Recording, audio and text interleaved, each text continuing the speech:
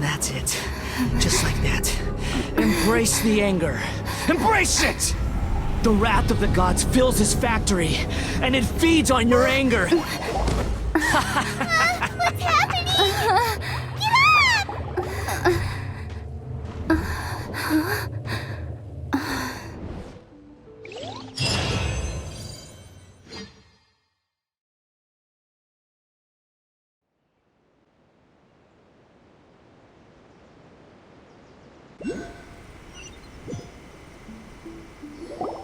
Repeat after me. 3, 2, 1. 1, 2, 3. Come. Okay, that's positive. Your brain seems relatively unscathed. This is good news. It's just as well, really, with the amount of effort it took me to get you back here. Honestly, it was like you were glued to the ground back there. Nico? Paimon's been wanting to ask you about something. How come you're acting so differently from when we first met you? Am I? Maybe it's because I had the other Shrine Maidens leave. Anyway, I've always been like this. People show you whatever side of themselves they want you to see. I know this for a fact. Every side of me is the real me. People just like to define things in all sorts of arbitrary ways. This is a human society. At the moment, anyway. And I'm just doing as I please. Paimon didn't quite follow. Study humans a while longer, my little friend. You'll see what I mean. Right! Paimon was so focused on the Traveler that Paimon didn't notice what you did to get Scaramouche off our backs. What if I told you it was a secret art from the Grand Narukami Shrine, and that I had the balladeer down on his knees, begging for mercy in an instant? Would you believe me? Well, maybe you should be worrying less about that, and more about how exactly you're going to thank me, no? Maybe some of your neural circuitry is less intact than I thought. I didn't mean you had to be so formal about it. I need your actions, not your words. The delusions. They're still on your mind, aren't they? You needn't worry. The leader of Watatsumi Island took some troops to clear the place out. She's also issued a strict ban on the use of delusions across the whole army. With their stronghold exposed, I doubt the balladeer is stubborn enough to try and retaliate now on his colleagues' behalf. It would be more trouble than it's worth. I must say, I would relish the opportunity to watch the Fatui getting a taste of their own medicine.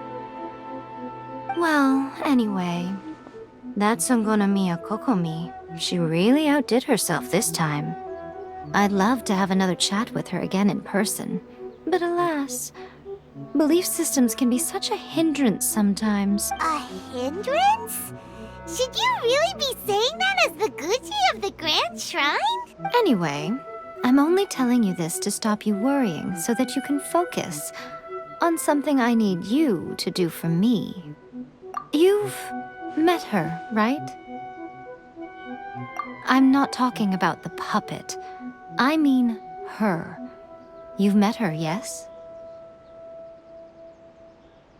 Yes, the true Raiden Shogun, who meditates endlessly in the plane of Euthymia to preserve her being. Her name is A. Are you saying that the one we met at the ceremony was just a puppet? And the real Raiden Shogun is the one that the Traveler met later? And does that mean that when the battlefield changed, so did the opponent? Because this is the Raiden Shogun's before pursuing the eternity of her nation, she had to reach eternity for herself. Since the physical body will eventually turn to dust, she replaced hers with that of a puppet. And since the spirit is susceptible to erosion, she placed her consciousness inside her sword, where she remains in a meditative state, free from all disturbances. So, that place that she carved open with her sword... The plane of Euthymia. Essentially, the world inside her mind. A place that typically only allows her existence. She shuts herself off in her inner world, leaving all the affairs of the outside world to be dealt with by a puppet, who has a singular focus on the pursuit of eternity. This is the approach A has come up with for realizing eternity. You mean Morax?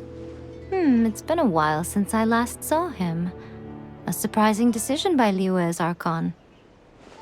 What a fascinating god he is. It seems like the Raiden Shogun's approach solves the problem Zhongli was facing, though. Perhaps. Or you could take the view that she's acting like a little child, throwing a temper tantrum and locking herself in her room. Don't you think? The grand notion of eternity she once held has long since given way to the eternity of her own definition. And ultimately, her eternity is defined by fear.